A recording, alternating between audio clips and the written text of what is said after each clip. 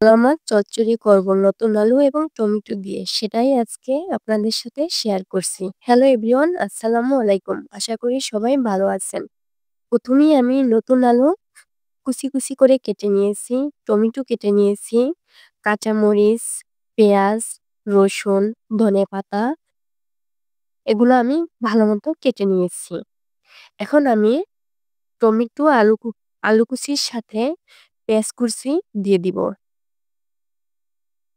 এখন আমি দিয়ে দিচ্ছি রসুন কুচি। আমি হাতে মাখা চচ্চড়ি করব। এখন দিয়ে দিব কাঁচামরিচ ফালি।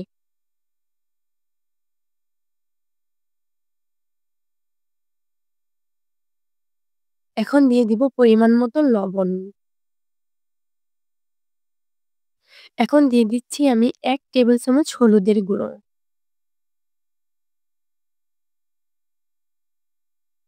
সামান্য পরিমাণে মরিচের গুঁড়ো। যেহেতু আমি কাঁচামরিচ দিয়ে দিয়েছি, এক্ষেত্রে আমি মরিচের গুঁড়োটা কম ইউজ করব। দিয়ে দিচ্ছি জিরার গুঁড়ো।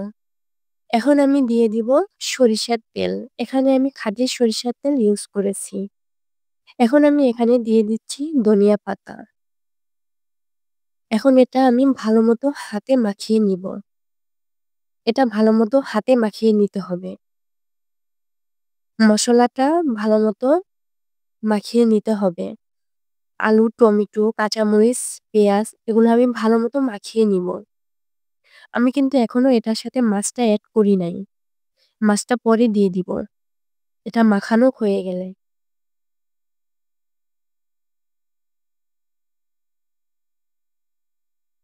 এটা ভালো করে মাখিয়ে নিতে হবে টাইম নিয়ে।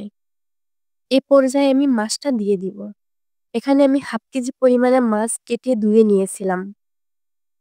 এখন আমি ভালোমতো মাছটা মাখিয়ে নিব। একটু সময় নিয়ে মাখাতে হবে। মলা মাছ কিন্তু আমার খুবই পছন্দের মাছ। হাতে মাখিয়ে রান্না করলে কিন্তু খুবই মজা লাগে। দেখেন আমার কিন্তু মাখানো হয়ে গেছে। এই যে এ পর্যায়ে আমি চুলাতে একটি প্যান বসিয়ে দিয়েছি।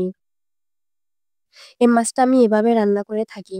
এখন এখানে আমি তেল দিয়ে এখানে আমি সামান্য পরিমাণে পিঁয়াজ, আদা রসুন পেস্ট আর সামান্য পরিমাণে একটু মরিচ, একটু হলুদ, একটু জিরার গুঁড়ো দিয়ে দিয়েছি। এখন আমি এটার ভিতরে যে মাছটা মাখিয়ে রেখেছিলাম সে মাছটা দিয়ে দিব। আমার মাছটা দেয়া হয়ে গেছে। এখন আমি মসলার সাথে মাছটা ভালোমতো মাখিয়ে নিব।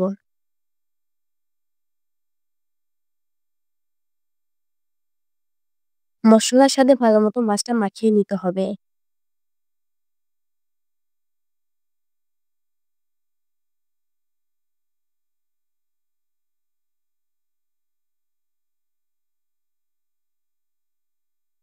দেখেন আমি কিন্তু ভালোমতো মাখিয়ে নিচ্ছি মসলার সাথে মাছটা।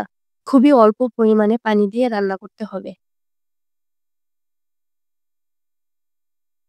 এ পর্যায়ে আমার মাছটা মাখানো হয়ে গেছে। এখন এখানে আমি সামান্য পরিমাণে পানি এড করে দিব। দেখেন আমি এতটুকু পরিমাণে পানি এড করে দিয়েছি। এখন আমি 10 মিনিটের মতো ওয়েট করব। দেখেন আমার মাছটা কিন্তু হয়ে গেছে। এ পর্যায়ে আমি উপর থেকে ধনিয়া পাতা দিয়ে দিব। এখন আমি ধনিয়া পাতা দিয়ে একটু ভালোমতো মিক্স করে নিব মাছটার সাথে।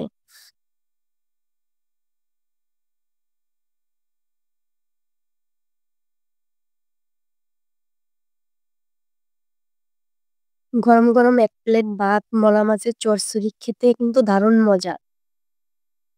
দেখেন আমার কিন্তু মাছটা রান্না করা হয়ে গেছে। আশা করি আপনারাও যদি আমার এই রেসিপিটা ফলো করে রান্না করে থাকেন, খেতে খুব ভালো লাগবে।